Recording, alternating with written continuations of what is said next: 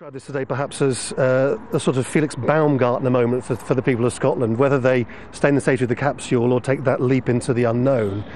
The polls say that there are a lot of people who don't quite believe your arguments, even if they vote SNP. What would you say to them? I believe if you win arguments, you win elections. If you win arguments, you win referenda. We intend to win this argument and this debate with our fellow citizens, and to do it on a positive basis about the economic and social benefits of Scotland becoming an independent country. You know, as far as opinion polls, last year the opinion polls told us that the Labour Party were the street ahead in Scotland.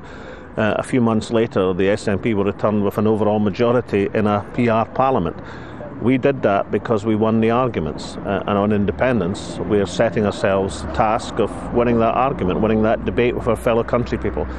What's happened today is that we now know, in a process which has been agreed, that Scotland will have the opportunity to vote to become an independent country.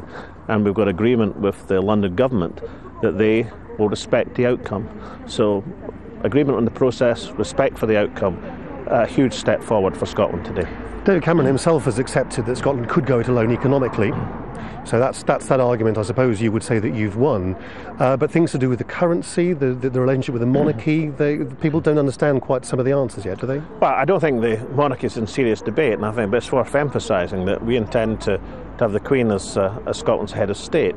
In history, of course, it was the King of Scots who became the King of England. But what about the currency, though? And Scotland and England had a century of being independent countries with the same monarch, so there's nothing not abnormal about that, no more than it's abnormal for the Queen to be the Queen of Australia and Canada. So the Queen Elizabeth will be Queen of Scots, and we're very happy with that as a proposition. In terms of currency, we put forward a view that we should share sterling.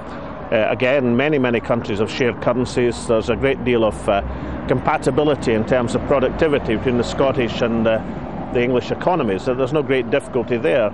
And because Scotland is in a better fiscal position, a better financial position in terms of revenue and expenditure, we would still have the freedom to invest necessary investment in the Scottish economy to get us out of recession at the present moment, as well as to defend the great social services that we've introduced in Scotland.